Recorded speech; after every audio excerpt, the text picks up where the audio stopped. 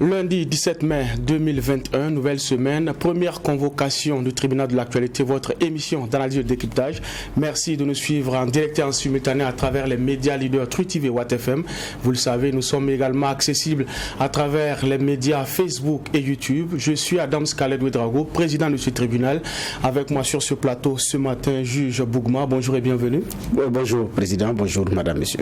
Alors, pour cette première convocation de la semaine, les juges vont rendre leur décision sur deux sujets d'actualité. Le premier est relatif à la question du nomadisme politique et la décision du tribunal administratif qui a ordonné la suspension du remplacement du maire de l'arrondissement 10 de Ouagadougou et des 6 autres conseillers. En deuxième partie d'émission, nous allons également parler de l'actualité tchadienne avec l'Union africaine qui a décidé de ne pas suspendre le Tchad de ses instances. Une décision prise vendredi dernier. Et pour avoir la lecture de tous les juges ce matin, nous allons en tout cas enrôler ces deux sujets-là, mais ça sera après cette première transition.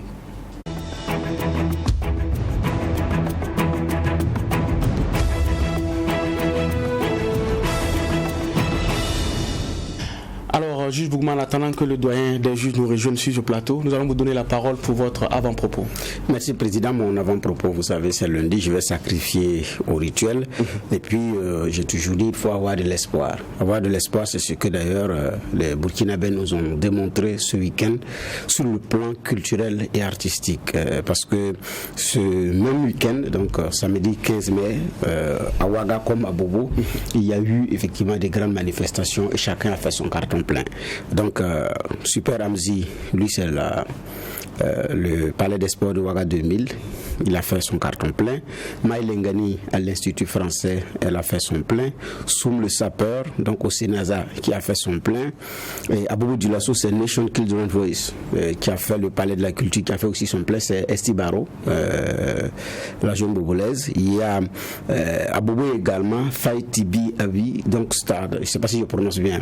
Donc, le Star Obi également, qui a fait son carton plein. Donc, carton plein, il y a combien de cartons déjà? J'ai compté 5 cartons. Et il y a les autres cartons certainement qui n'ont pas été pris en compte parce que nous n'avons pas pu avoir nos yeux sur tous les spectacles. Donc, que ces personnes, ces messieurs ou ces dames également qui ont reçu un carton plein quelque part, qui n'ont pas pu être pris en compte ici, nous excuse parce qu'on ne pourra pas tout prendre et puis on ne connaît pas tout. Voilà. Donc, mais c'est pour dire quoi? Que l'espoir est permis. Personne ne pouvait imaginer des spectacles grandeur nature dans la même ville au même moment. On vous dira c'est mieux de reporter parce qu'il y a un tel qui est un gros calibre qui prête à dans telle salle. Il y a une telle qui va de l'autre côté. Chez toi, ça risque de ne pas être évident. Il faut effectivement, comment on appelle ça, il faut séparer. C'est mieux de reprogrammer. Mais là, les paris ont été tenus. Parce que il n'y a qu'un consommateur, j'ai dit bien, qui fait la décision et le choix final. C'est pourquoi j'ai dit jouer telle musique ou pas telle musique, il y a un consommateur final qui fait le choix. Dans les années 2000, pendant la crise ivoirienne, les musiques ivoiriennes étaient interdites dans les zones, mais regardez, rentrez dans les salons, vous avez des DVD qui jouent, des DJ ivoiriens qui jouent Libérer mon pays à temps plein, à plein régime et ça tourne. Donc il y a un consommateur final qui fait le choix quand c'est bien. L'autre enseignement qu'on tire, c'est que chacun aussi a son public. Chacun a son public. Soum le sapeur a eu son public, Super Amzi a eu son public, Esti Baro a eu son public à Bobo, au Sénasa, Maï Lengani, pardon, à l'Institut français aussi a son public. Donc, il y a aussi à travailler quelle est ma cible avec un peu d'intelligence sur le plan de la communication et puis chacun tire son compte. Donc, c'est aussi que c'est possible. Donc j'ai dit, ce qui a été donné de voir, c'est que c'est possible et l'espoir est permis. Et donc je souhaite une très bonne semaine à tous les Burkinabés. Je souhaite un très bon lundi à tout le monde. Merci juge Bougma. Bonjour à Juva. Bonjour président. Bonjour Janimba. Alors sans plus tarder, nous allons vous donner, en tout cas l'occasion de donner ce qui a retenu votre attention pour cette première convocation en termes d'avant-propos. Oui, d'abord, je m'excuse pour le petit retard que j'ai dû accuser, des instances à gérer en bas. Moi, ce qui m'a marqué, c'est Sassou Nguesso, dont le fils entre dans le gouvernement. Il y a beaucoup qui sentaient la chose venir, parce que je pense qu'il était, Bénin, si je me trompe, vous me corrigez, oui, il était président de comment c'est qu'on dit à l'Assemblée nationale. Je cherche encore le nom. il était à la tête en fait d'un groupe de parlementaires, des groupes parlementaires. Et aujourd'hui, il intègre le gouvernement. Il y a beaucoup de questions que cela suscite. Est-ce que c'est une préparation pour une succession? On a vu ce qui s'est passé au Tchad. Vous parliez en introduction du sujet qu'on va aborder, la sanction qui n'est pas tombée pour le Tchad, alors que la Constitution a été mise de côté. Après le père, c'est le fils. On a aussi certaines suspicions sur des démarches possibles ou sensiblement pareilles. Quand vous prenez le cas de la Côte d'Ivoire, avec le petit frère du président, qui aujourd'hui occupe, d'abord, avant il était dans le cabinet présidentiel, aujourd'hui il est ministre plein. Donc il y a beaucoup de choses comme ça que cela suscite en termes de réflexion. Il y a Adema, quand vous regardez, c'est un peu pareil. Il y a beaucoup d'exemples, en tout cas. Maintenant, pour ce qui est de Sassou Nguesso, ça va faire beaucoup d'années quand même pour ce pays-là, avec une seule famille au pouvoir. C'est triste, et c'est ce que je pense. Merci, messieurs les juges. Merci aussi à l'équipe de réalisation de cette émission, le tribunal de l'actualité.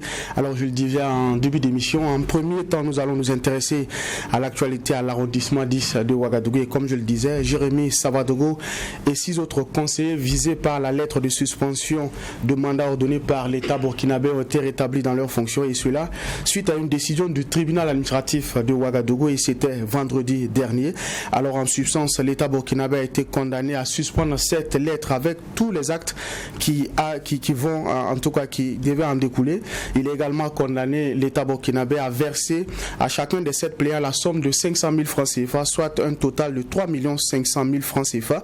Alors, juge Boukman, est-ce que c'est une décision qui vous surprend finalement? Non, j'en avais fait un avant-propos parce que le ton avait été donné lors d'un conseil des ministres de prendre les dispositions nécessaires également pour constater ce que ces personnalités ont fait dans leur parti politique, donc de constater qu'elles sont parties dans d'autres partis politiques, parce qu'il y en a qui se sont fait enrôler lors des dernières législatives, dans d'autres partis qui ont pu se faire élire, certains ont échoué, donc d'autres c'est des suspicions avec des preuves audio ou vidéo qui circulent mais qui ne confirment pas, mais bref, nous sommes effectivement dans une telle situation. Donc j'avais dit qu'il y a effectivement que dans les jours ou mois à venir, qu'on puisse demander à certains de rendre le siège de la municipalité ou de constater un certain nombre de choses. Donc je m'étais posé la question de savoir si certains maires effectivement qui sont concernés par cette situation effectivement allaient tenir. J'avais cité Oundé, j'avais cité Ourodara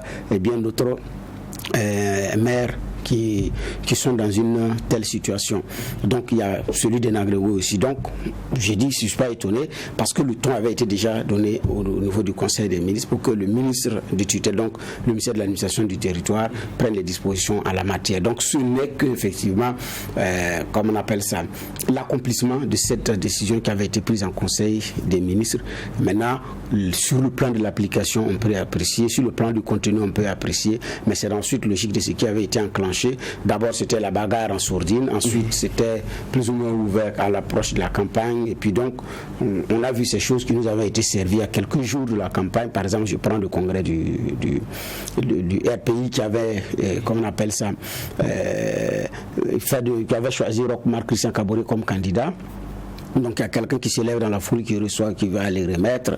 Et puis bon, il y a des députés démissionnaires, le temps de démissionnaire rejoint le RPI, et puis on était en campagne. Donc au niveau du MBF, c'est la même chose. C'est ceux qui ont claqué la porte de l'UPC, du groupe parlementaire de l'UPC à un moment donné. C'est pratiquement dans les dernières minutes qu'ils ont rejoint aussi. Certains ont pu se faire élire, d'autres n'ont pas pu se faire élire. Donc nous sommes effectivement dans une telle situation. Alors donc, c'est la conséquence de tout ça que naturellement le gouvernement a voulu juguler avec une loi dite du nomadisme politique qui a ses limites, et c'est ce que nous voyons. D'accord. Alors, juge Varan, c'est vrai que cette actualité, qu'on le veuille ou non, relance aujourd'hui le débat sur la question du nomadisme politique. Comme Bernard l'a dit, il y a une loi, en tout cas, qui clarifiait les choses, mais finalement, cette loi ne suffit pas.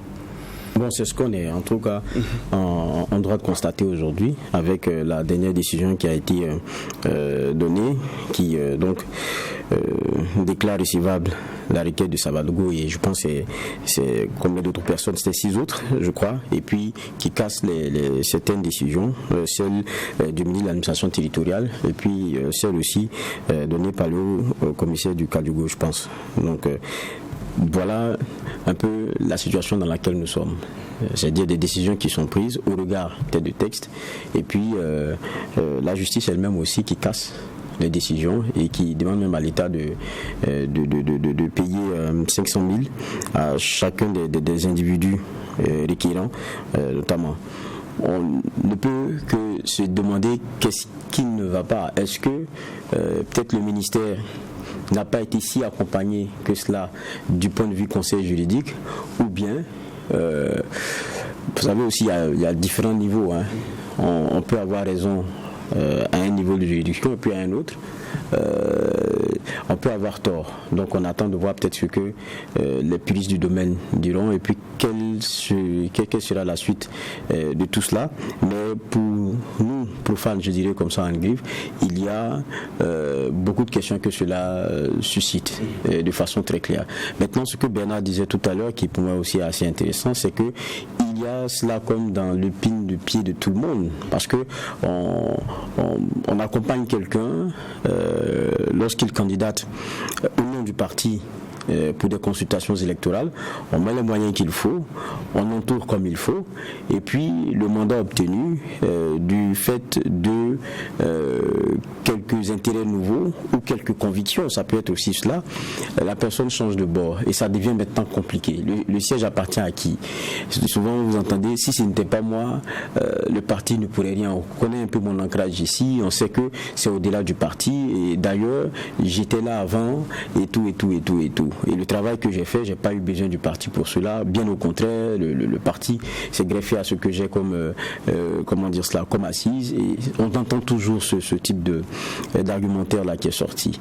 Mais j'ai dit, ça laisse toujours beaucoup de questions, parce que même quand on se met à la place de ces partis politiques, il y a une légitimité quand même à reconnaître, celle d'une frustration qui ne dit pas son nom, mais qui est plus que logique. On ne peut pas donner tous les moyens pour une campagne au nom d'un parti et que le siège échappe à la fin au parti juste parce que le monsieur entre-temps a décidé d'aller voir ailleurs.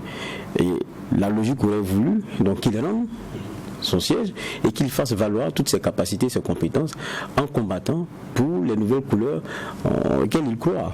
Ça serait la logique. Mais on a l'impression que les textes, jusqu'à présent, n'arrivent pas à résoudre vraiment le problème. Peut-être qu'il faut trancher en étant encore beaucoup plus précis. Peut-être que c'est ce que cela demande, mais vous verrez aussi que c'est même pas seulement que les décisions qui tombent maintenant avec des gens de démission forcée ou des sièges retirés. Vous verrez que même à l'Assemblée nationale, on a vu certains partis politiques au sein desquels des dissensions se sont créées. Ils ont créé des groupes à l'intérieur et c'était difficile. Les débats se faisaient sur des plateaux, les pics, ça se lançait sur des plateaux, mais on attendait à ce que peut-être le parti s'assume, ce qui en tout cas n'est pas arrivé. On enjoignait plutôt les personnes qui semblaient ne plus se reconnaître forcément dans tout ce que le parti et puis ces figures du pour, donc ceux qui ont autorité pour décider, de s'assumer et puis de rendre le tablier parti. Ce que ces personnes aussi n'ont pas eu à faire jusqu'à la dernière minute. Je ne vais pas vous rappeler aussi le cas de Le Faso Autrement, où en définitive le président du parti et celui qui avait été élu et qui était au niveau de la représentation nationale, à peine s'il se retrouvait ou s'il se voyait encore, ou bien s'il répondait des instructions notamment du parti dont il émanait. Donc ça, c'est une réalité qu'on a et qu'on vit au Burkina depuis un bon nombre de temps. Je pense que les partis politiques en sont conscients. Ils ont tenté, comme le disait Bernard Bouma, d'y apporter une réponse, mais je crois que c'est pas encore arrivé à la situation où ça peut régler la situation. Donc c'est ce que ça donne aujourd'hui de voir. Maintenant, pour ceux qui sont l'objet de ces décisions punitives-là, il y en a qui le prennent comme des règlements de compte, qui le prennent mal, mais au fond, moi je dis aussi, quand vous mettez à la place des partis politiques, vous vous dites, quand on part sous bannière, quand on revendique de ne plus être sous la bannière, il faut rendre le tablier parti. Et puis quelquefois aussi, ça ne se fait même pas avec toute la la franchise, on est ailleurs, mais on ne le dit pas parce qu'on sait qu'à partir du moment où on l'affiche, c'est foutu pour les sièges qu'on a. Et donc du coup, on nage entre deux eaux. Et puis, vous savez, ça se voit très vite. Hein. Ceux qui sont avec vous commencent à le sentir. Et quand on commence à vous créer des problèmes, vous dites non, officiellement, je suis encore avec vous. Mais dans les faits, ils savent que vous ne venez plus aux réunions, vous ne venez plus aux rencontres. Et puis, ils savent très pertinemment que vous êtes avec d'autres personnes. Et ça, c'est vraiment compliqué. D'accord, très compliqué. Et la question aussi dérange au sein du parti au pouvoir parce que justement, Jérémy Sawadgo, il est du MPP. Alors, juge Bourgma, on avait annoncé la sanction de 115 personnes du MPP. Jusque-là, pas de liste officielle.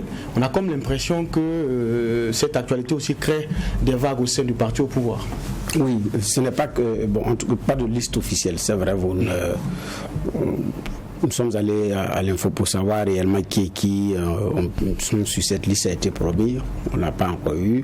Ça devait être affiché, ce que Selon avait dit, mais bon, qu'est-ce qui se passe? On ne sait pas. Mais toujours est-il que, avec ce qui se passe, parce que bon, mais ce qui se passe, ce n'est pas seulement au MPP. Il y a des cadres du MPP qui sont touchés par cette décision, mais il y a d'autres cadres issus d'autres partis aux formations politiques aussi qui sont touchés. Donc ce n'est pas seulement au niveau du MPP que cela est constaté. Mais le parti, effectivement, au pouvoir a pris ses mesures, a pris sa responsabilité de constater et de sanctionner ses propres militants. Au niveau des autres partis politiques, des initiatives avaient été engagées également pour obtenir les scalps de ceux qui sont partis. Ce qui fait que certains députés, naturellement, après, ont vu leur siège retiré pratiquement à la dernière minute, ceux qui ont rejoint d'autres partis politiques pour la campagne. Donc, ont vu leur nom sur les listes des autres campagnes, des autres partis politiques à la dernière minute. Ça a été retiré. Donc, toutes ces personnes-là qui ont décalé au niveau de l'Assemblée nationale, ça a été réglé. Donc, mais il y en a, je dis bien, qui ont pu se faire élire. Malgré cela, il y en a qui n'ont pas pu se faire élire. Bref. Maintenant, effectivement, le MPP a pris des mesures par rapport à, comment on appelle ça, contre ses militants. Là, on attend de voir sur la liste, parce qu'on a cherché à savoir qui sont sûrs. Mais les personnes qui ont été visées par l'arrêté, donc la dernière décision qui a été prise là, c'est non la circulaire, parce que c'est des gens également qu'on connaît. Donc, quand vous candidatez au nom d'un parti politique pour être à l'Assemblée nationale, on n'a pas besoin de fouiller. Alors que vous êtes maire d'une commune, pas besoin de fouiller pour savoir que votre parti politique d'origine va vous demander des comptes. Les personnes qui l'ont fait également savent. C'est pourquoi aussi il y a cette instrumentalisation de manifestations pour dire non, nous le soutenons, nous faisons cela. Cela rentre dans cette question de propagande ou de manipulation politique. Là, il ne faut pas concevoir la face. Ces personnes-là savent ce qu'elles font. Elles ont vu venir et elles s'y sont préparées. À Oundé, le conseil devait être réuni pour voter. Ils n'ont pas atteint le quorum. Sur 46, il y a 17 qui se sont présentés. Le conseil de l'UPC, bon, pas eux, en tout cas, ne sont pas venus. Peut-être pas eux tous, mais c'était beaucoup plus ceux du MPP. Au Rodara, pareil, ils n'ont pas eu le quorum.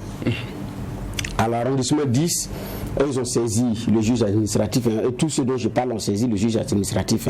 C'est des décisions peut-être qui vont suivre après. Et donc, à l'arrondissement 10, le juge administratif est saisi, il rend le verdict en faveur des Jérémy, donc ceux qui ont été relevés. Mais il y a aussi que le vote pour son remplacement aussi avait été organisé. Voilà. Maintenant, là aussi il y a eu des manifestations pour dire on n'est pas d'accord, on ne veut pas le départ du maire, on n'est pas de choses. Bon, voilà. Donc la réalité c'est qu'il y a beaucoup de choses qui se mélangent.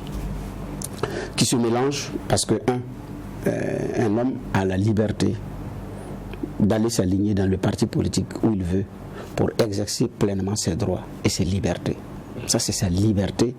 Et le principe, c'est la liberté. C'est ce qui d'ailleurs a fondé la force du mouvement En Marche en France.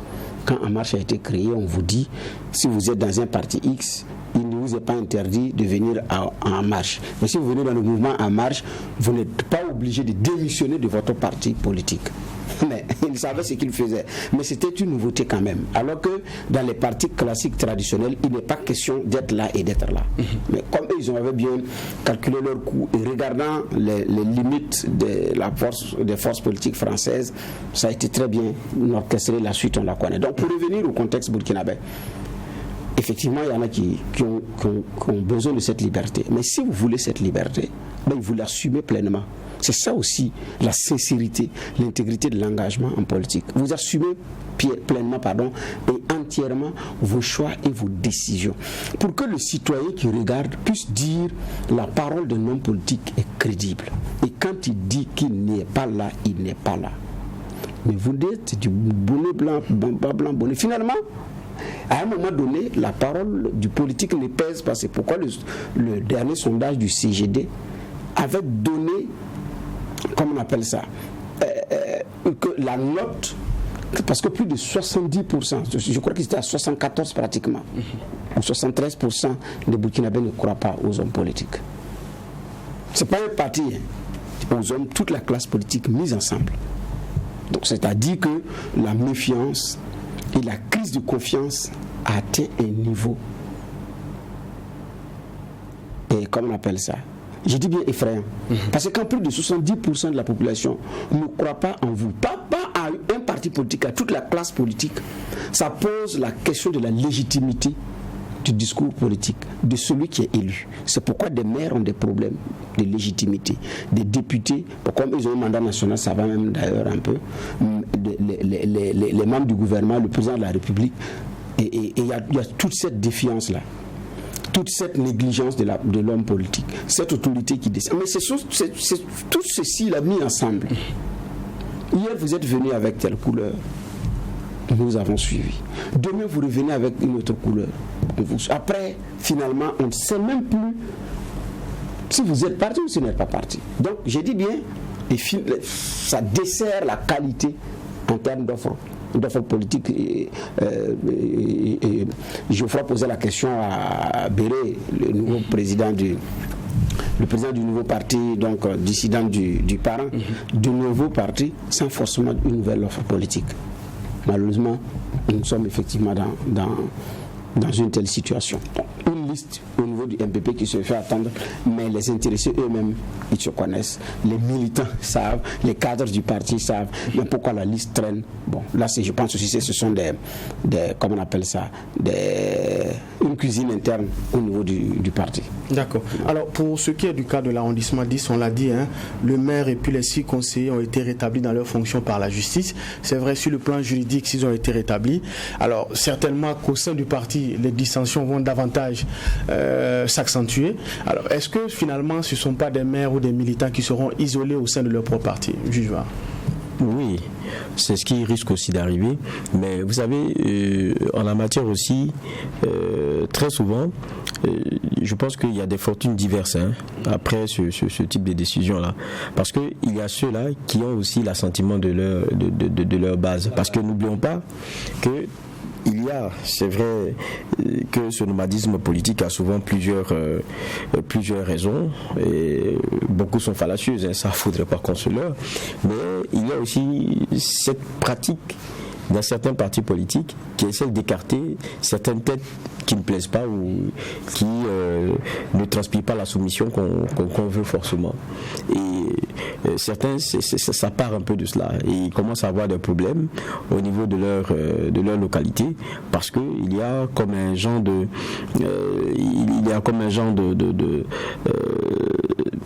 je veux dire comme ça, d'entourloupes qui sont fomentés pour créer une division et puis empêcher de travailler, de sorte à ce que le maire saute et puis bon, on met celui qu'on voulait et tout. Donc ça, c'est des choses aussi qui existent. Quoique ce soit aussi, à la vérité, moindre que ce qu'on a comme proportion de raisons fallacieuses avancées pour ce nomadisme-là, qui plus est, ne peut naturellement pas se comprendre au regard du fait que lorsque vous allez avec toute la conviction et la sincérité face à un peuple pour dire vous le présentez et vous venez au nom de tel parti politique, et c'est pour ça, c'est ce que le parti croit que vous êtes là, vous ne venez pas pendant et vous mettre à changer les choses, ça devient un peu plus compliqué et ça transpire une certaine malhonnêteté. Ça c'est indéniable.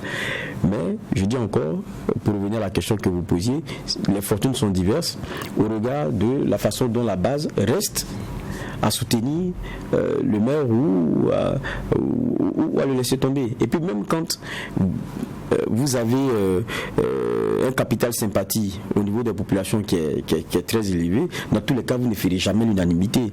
Donc quelquefois, et on l'a vu dans beaucoup de communes, qu'est-ce qui s'est passé? C'est à chaque fois qu'il y a un moment de rencontre, un moment de travail pour la mairie, vous verrez que c'est des personnes qu'on a autour de la mairie qui se regardent en chaîne faïence et on est toujours pas loin de Rix. Et ça, dans cette atmosphère et dans cette façon de faire, on ne peut pas continuer de travailler. Donc d'une façon ou d'une autre, ceux qui sont impactés, moi je ne parle pas des acteurs politiques eux-mêmes, parce que eux, bon, écoutez, ça c'est leur dada, ils se réveillent avec, quand ils se rasent, c'est avec quelle intrigue je vais passer ma journée, comme disait quelqu'un d'autre. Donc ça c'est leur quotidien. Mais chez les populations, ça devient des situations qui sont difficiles à gérer. À chaque fois, on n'est pas loin d'affrontements. À chaque fois, on prêche pour un camp, pour l'autre. Ceux-là c'est des dissidents, ceux-là c'est des traîtres. Et on n'avance pas. On a vu à un moment donné comment des sessions qui sont celles de travail pour des mairies se sont retrouvées être des moments qu'il fallait sécuriser au plus haut titre parce que autour c'était vraiment compliqué. Des gens venaient, on en a arrêté avec des armes blanches et tout. Vous voulez que ça fonctionne comment dans une atmosphère pareille? Mais ça, juste parce que au fond, il y a un manque de sincérité et puis il y a de la malhonnêteté. D'accord. Alors pour ceux qui dénoncent ce nomadisme politique-là, ils estiment qu'il y a une pratique très subtile. Alors on est avec vous sans être véritablement avec vous.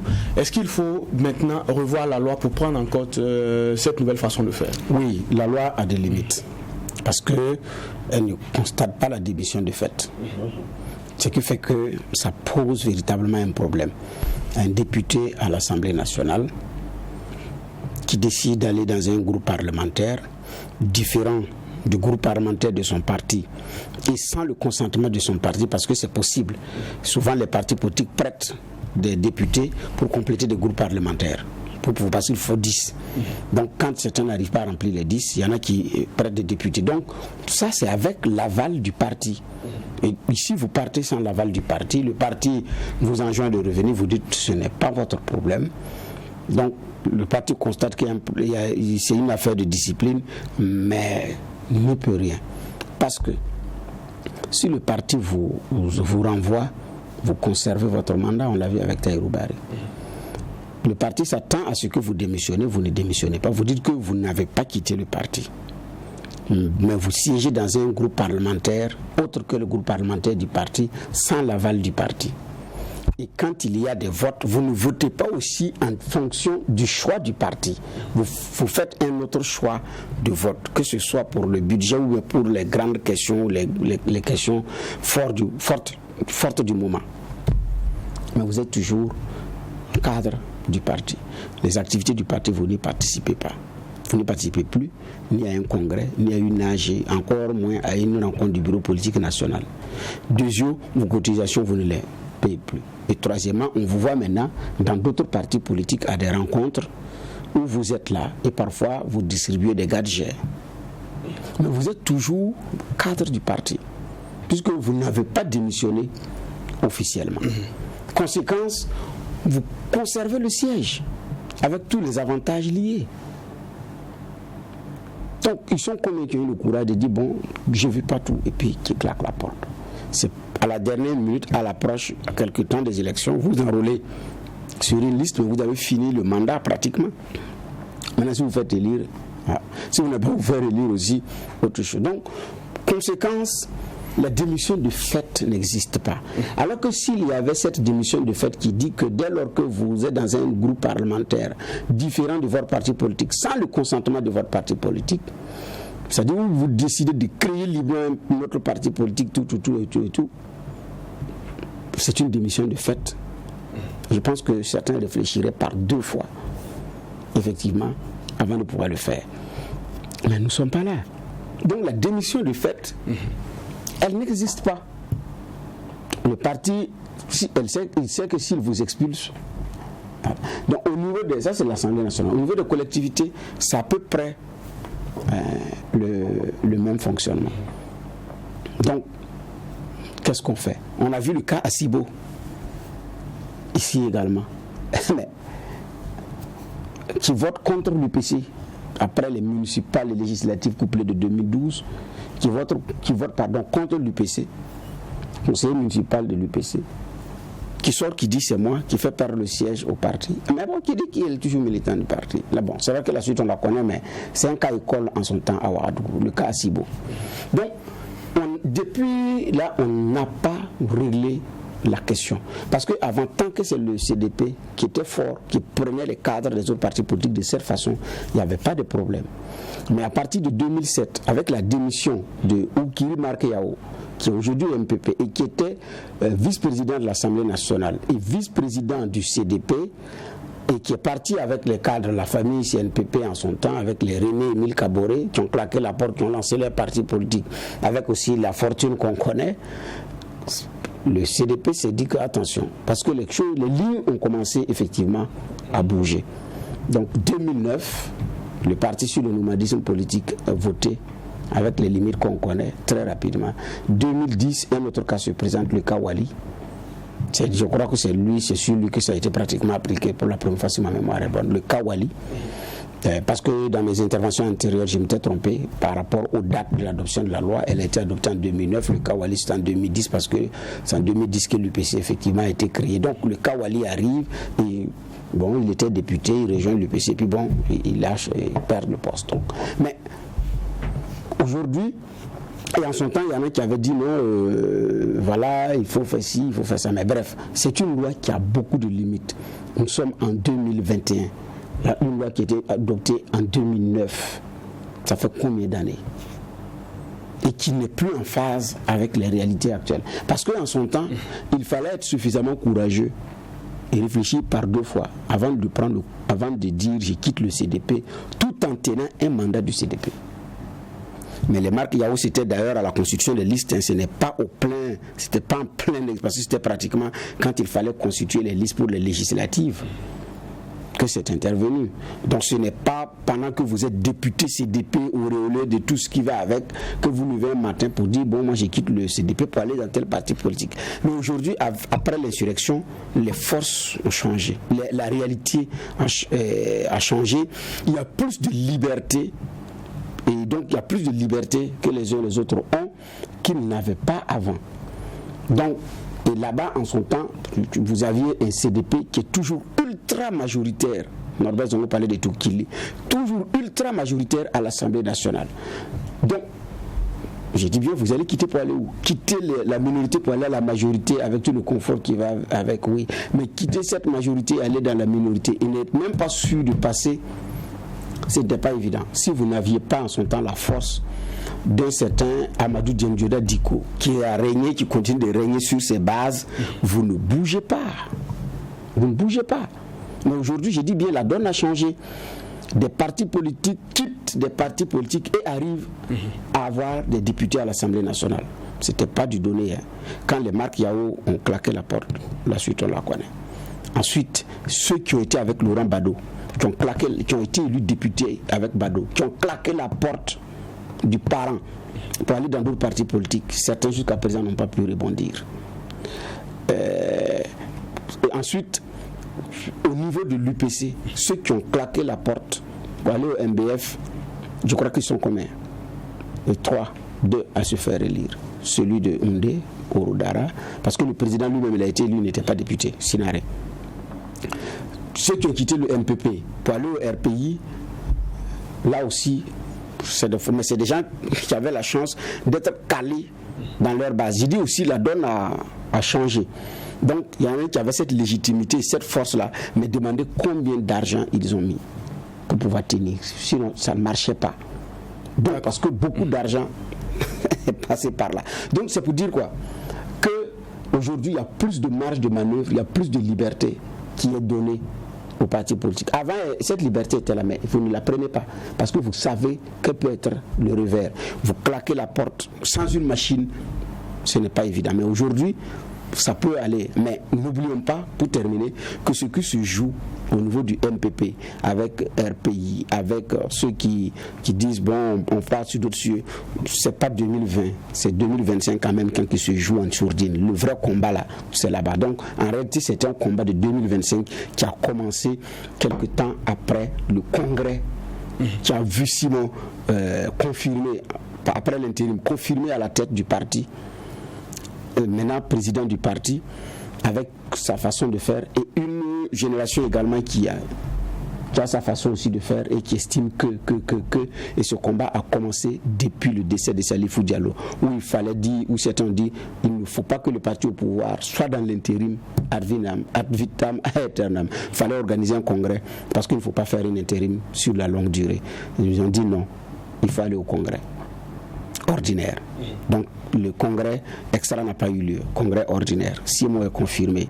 En même temps, la question des élections se prépare. Certains voulaient la tête, voulaient des positionnements qui n'ont pas eu. Il fallait trouver une autre parade.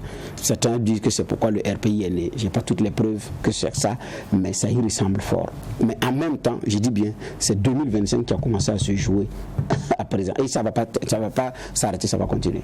D'accord. Alors, avec la décision rendue vendredi par le tribunal administratif, c'est encore un échec cuisant pour l'État qui perd, en tout cas qui est débouté dans cette affaire-là. Est-ce qu'il faut s'en inquiéter ou bien applaudir l'indépendance de la justice au Burkina Faso quand on regarde un peu ce cas et les autres procès pour lesquels l'État a perdu? Dans tous les cas, c'est que c'est des pouvoirs, il y a un exécutif.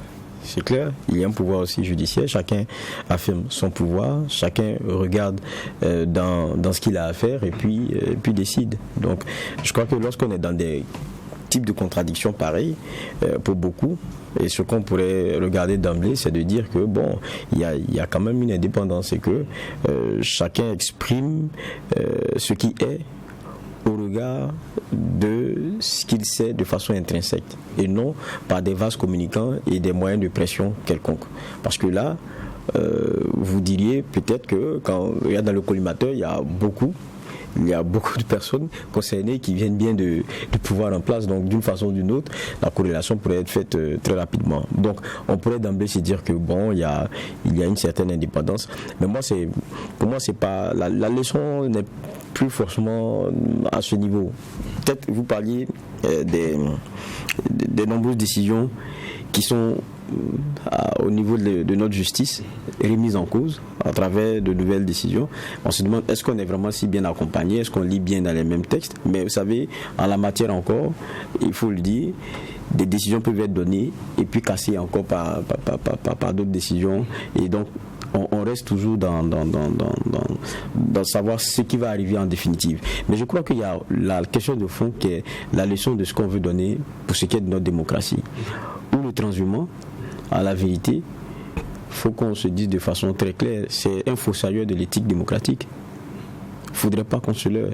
Je l'ai dit à un moment donné, on ne vient pas avec une couleur et puis pendant là, on change de couleur. Comment on appelle ce type de... C'est des caméléons. En politique et en démocratie, c'est pas bon.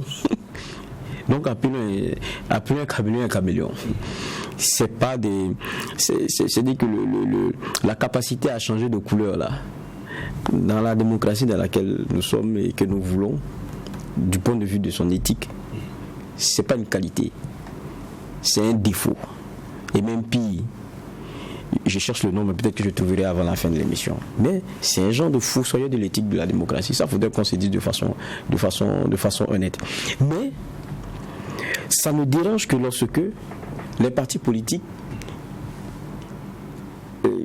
sont ceux-là qui saignent. C'est-à-dire que c'est quand vous saignez là que ça vous fait mal.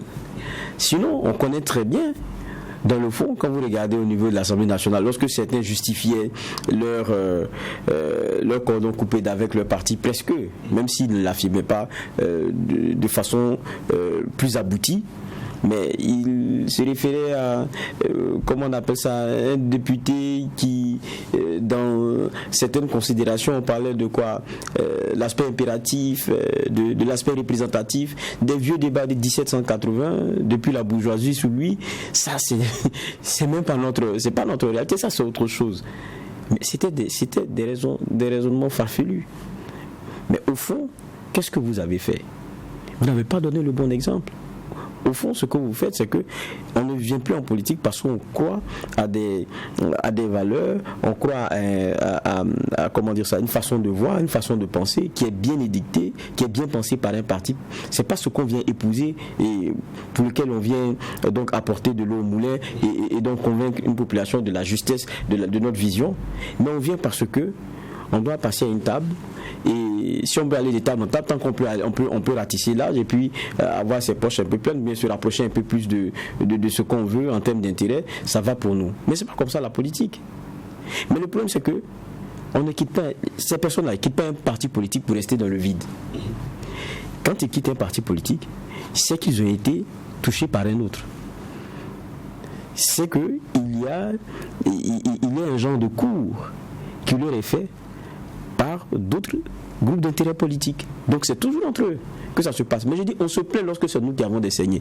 Et Bernard Bourma, à un moment donné, faisait bien de rappeler que la façon dont notre nomadisme était constaté et toléré, c'est parce que ça arrangeait un CDP qui était très puissant pendant longtemps. Et tout le monde quittait ailleurs pour venir au CDP.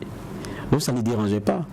Mais quand il a commencé à avoir un genre d'inversion de tendance, la polarisation commençait à devenir un peu plus différente, on a commencé à songer à verrouiller. Et aujourd'hui, je me rends compte que la plupart des saignées qui sont en train de faire, ça n'a pas concerné seulement que le parti au pouvoir aujourd'hui. Donc ça gêne tout le monde, ça dérange tout le monde. Mais c'est eux encore qui vont faire la cour aux autres et qui essaient de les rapter. Ça, il n'y a pas de débat là-dessus. Tant que il n'y a pas un genre d'assainissement de cette scène-là, de sorte à ce qu'il y ait la question de l'idéologie, il y a la question des valeurs et il y a le process de fond auquel on croit qui est différent de l'autre et de sa proposition. Tant que ce n'est pas ça qui est mis en avant et que c'est des intérêts, c'est ce pourquoi on vient en politique, il y aura toujours cette façon de faire la politique là. Il y aura toujours ces caméléons qu'on dénonce et on va pleurer parce que cette fois-ci c'est dans notre camp qu'on est en train de prendre. Parce que rappelez-vous, il n'y a pas longtemps, notamment vous partiez toquer à des portes pour faire la même chose. D'accord. Merci pour cette lecture. Nous allons passer au deuxième sujet enrôlé pour la première convocation de la semaine. Et je le disais en début d'émission, l'Union africaine a finalement tranché sur le cas tchadien. Elle a décidé finalement de ne pas suspendre le Tchad de ses instances. Cette décision a été prise, en tout cas selon l'Union africaine, pour éviter de fragiliser un pays considéré comme une pièce maîtresse dans la lutte contre le terrorisme. Juge Bourma, est-ce que c'est un argument qui tient? Là, en fait, je me posais d'ailleurs la même question. Vous me posez la question, je ne sais pas s'il faut dire que c'est un argument qui tient. Je pense que l'Union africaine a manqué d'une occasion de se taire, à défaut de dire ce qui devait être dit, ne serait-ce que pour le principe du fonctionnement de la démocratie. Donc, parce que on s'attendait à ce que, je dis bien, l'Union africaine s'assume en constatant de façon flagrante que c'est ceci, puis bon, on suspend. Je dis bien de façon selon des principes, quoi. Voilà, c'est et là, ou bien l'Union africaine ne dit rien. Parce que je prends le cas burkinabé et ou malien, je prends le cas burkinabé, après l'insurrection, des pays comme la Belgique avaient suspendu leur coopération. Tout simplement. Parce que dans leur fonctionnement, ils ne fonctionnent qu'avec un régime démocratiquement élu, c'est leur choix. Et après la transition, les Belges sont revenus encore pour reprendre la coopération là où elle l'avait laissée. Ici, il y a un décès d'un président suivi d'un coup d'État. Au Burkina, il y a eu une insurrection suivie par la prise de pouvoir. Les démocrates sincères diront, bon, maintenant, le président est tombé, il a invoqué les dispositions constitutionnelles, donc il fallait passer par là. À défaut, c'est un coup d'État, et là aussi, bon, les juristes sont d'accord que sur cette question, il n'y a pas à tergiverser. Maintenant, au nom de la paix, au nom de ceci, au nom de cela, on trouve effectivement des arrangements. Au Mali, c'était une insurrection populaire, c'est le peuple qui a assumé, donc il faut laisser le peuple exercer la plénitude de son pouvoir. C'est ce qui a été dit, et puis c'est passé. Au Mali, le coup d'État a été mué en démission assistée ou accompagnée. Comme si vous êtes sur un arbre, vous ne pouvez pas descendre et puis on vous aide à descendre. Vous n'êtes pas descendu de vous, on vous a aidé. Donc Ibeka voulait partir, mais bon, il ne savait pas comment descendre du fauteuil présidentiel. Donc les militaires sont venus aider Ibeka à descendre et puis aller l'asseoir là où il veut maintenant être, parce qu'il ne voulait plus être au pouvoir. C'est passé. Donc au Tchad, j'avais dit, si le fils prend, c'est que en général ce travail-là, il y a un travail qui a fait en amont. Sinon, il n'est pas fou pour oser ce genre de choses. Et la suite, on la connaît. Lors des obsèques, officiellement, le ton a été donné. Paris était là et a dit clairement les choses. Quelque temps après, Tshisekedi a été en France. Parce qu'au niveau de l'Union africaine, il y a une tendance qui ne voulait pas du tout entendre parler de la succession. Et c'était houleux entre eux. Donc après la visite de Tshisekedi à Macron, cela a même été l'objet d'une sortie médiatique. Mais bon, qu'est-ce que vous voulez? Les États du G5 Sahel qui comptent beaucoup sur le Tchad et qui ne veulent pas courroucer ou hériter des fils n'ont fait que s'en accommoder. Certains d'ailleurs ont organisé 72 heures de deuil. Déby Fils est venu à Niamey, il s'est adressé à la représentation, il allait, comme on appelle ça, dans la zone des 3 frontières, il a galvanisé les troupes tchadiennes qui y sont installées, établies. Vous allez dire quoi? Donc, et ces mêmes pays là vont mettre également, vont dire, bon, écoutez, vous êtes loin, voilà la réalité, attention, voilà, si vous amusez. La Libye a cédé. Si on s'amuse et puis le Tchad cède, c'est pas évident. Donc, et la Libye, c'est un bel argument pour dire attention, il y a voilà l'argument, il y a la démocratie, mais il y a la réalité du terrain. Donc, vous posez comme on appelle ça, sur la table, de faire soit le choix de la réalité du terrain ou le choix de la démocratie avec tout ce qu'il y a comme conséquence. Parce qu'ils diront droit aux yeux à ceux de l'autre côté de la mer. En Libye, vous avez dit, vous voulez enlever Kadhafi pour installer la démocratie parce que c'est de la dictature qu'il fait. Il est parti. Jusqu'à présent, votre démocratie là, on ne l'a pas vue. Et nous payons le lourd tribut. Donc ici là, allons doucement. D'accord. Bon, donc dans ces conditions, qui est une réalité, qu'est-ce que vous faites? Donc l'Union africaine très mal à l'aise. Très mal à l'aise. Donc là, vous dites, bon, nous condamnons par principe, nous suspendons le Tchad jusqu'à la reprise normale. Maintenant, vous taisez quoi. Mais sortir la Doubé comme ça, j'ai dit c'est aussi un précédent.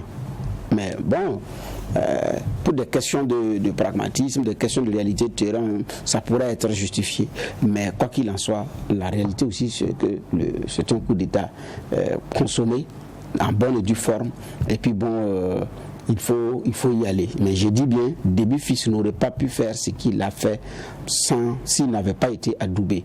Au Togo, quand Yadema est décédé, et Faure a commis l'erreur de monter, la France, Chirac a dit à Faure, descends. C'est pas comme ça que ça se passe. Descends. On va organiser les élections, tu vas revenir. Et c'est ce qui s'est passé. D'accord. Alors, juge, c'est vrai que Bernard l'a dit à Demoubo. Est-ce qu'il pouvait en être autrement avec justement l'onction que Djamena a reçue de la part de Paris? Non, il pouvait en être autrement si on avait une Union africaine qui s'assumait et puis qui n'était pas si incline à accompagner juste la France à chaque fois dans ses décisions. C'est de ça qu'il s'agit. Maintenant, la question que je me pose, faut-il être dessus? Je pense qu'on est dessus lorsqu'on a des espoirs. Ce n'est pas une surprise ce qui est en train de se passer. Ce n'est nullement une surprise. La preuve, on a vu tout le maquillage qu'il y a eu. Hein. La veille du jour où l'Union africaine devrait discuter du cas tchadien, Bernard le rappelait, Déby Fils, il était dans la zone des 3 frontières. Il était au Niger d'abord, puis je ne sais pas pourquoi est-ce que c'est la veille là qui s'en va présenter ses condoléances à ces hommes, des 1200, pour rappeler qu'ils vont rester là, il n'y a pas de souci, et qu'ils vont travailler à sécuriser la zone. C'était un message à peine voilé pour ceux qui étaient en train de se rencontrer de l'autre côté et qui devraient se pencher sur le cas tchadien. Et puis, quand je dis message à peine voilé, pour moi c'est de l'orchestration, parce que tout était déjà ficelé, tout était déjà dit depuis que Macron était arrivé pendant les obsèques, et même avec ses sorties un peu avant. On a compris très clairement que tout était déjà scellé, c'était déjà dans du béton. Ça ne pouvait être qu'autrement. Ça ne surprend pas. Ça ne surprend que peut-être ceux qui voulaient lire ou qui avaient encore des espoirs tout autres. Mais quand on regarde, c'est dommage aussi pour un Tchad qui a une soif de démocratie, qui a soif d'autre chose, de ne pas voir qu'une famille qui soit là en train de gérer, et sans qu'il y ait la possibilité d'une alternative, d'une alternance, d'une autre façon de voir. Parce que je disais, ce qui est en train de se passer, c'est vrai que Déby Père il est allé brusquement, mais vous vous rendez compte qu'il a préparé beaucoup de choses. Ça s'est fait très vite, la façon dont c'est Mahamad qui s'appelle l'autre est venu. Vous regardez, et pendant que l'un de ses fils, donc celui qui est à la tête du conseil militaire de transition, était au Niger et dans la zone des 3 frontières, il y a l'autre fils de Déby qui lui est en train de rencontrer le président rwandais, celui Sassou Nguesso aussi, et puis d'autres présidents. Et gens de diplomatie qui étaient en train d'être faites sur la question tchadienne et la façon d'arrondir les angles en termes de réaction qui pourrait être non maîtrisée. Donc c'est dans ce schéma-là qu'à la fin on vient écouter cette Union africaine-là qui pour moi ne surprend aucunement. Mais seulement c'est le peuple tchadien qui devra à un moment donné aussi s'assumer, mais quelquefois on se pose la question comment, lorsqu'on est dans un pays comme le Tchad, avec la façon de faire qui n'a pas changé, le père qui a bien appris du fils, et on regarde toutes les petites tentatives faites pour protester et dire non, ça n'a pas pu prospérer. Regardez, le lendemain de la rencontre avec la rencontre de l'Union africaine, il y a eu une manifestation qui avait été autorisée au Tchad. C'est celle de soutien au Conseil militaire de transition. Vous avez vu les vidéos? Ah non, mais c'est terrible. Si c'est ça une manifestation, alors là, c'est fort. Merci. Tellement ça a été boudé, il n'y avait pratiquement personne, donc c'est du maquillage. C'est du maquillage. Alors, nous sommes au terme de cette émission. En tout cas, merci, messieurs les juges, pour ces différentes clés de lecture. C'est aussi avec ces analyses que nous allons mettre un point final à cette première convocation de la semaine du tribunal de l'actualité. Et en même temps, nous prenons rendez-vous pour demain pour faire le même exercice, poser un regard critique sur l'actualité. Mais en attendant, restez fidèles au programme des médias leaders Truth TV et Watt FM.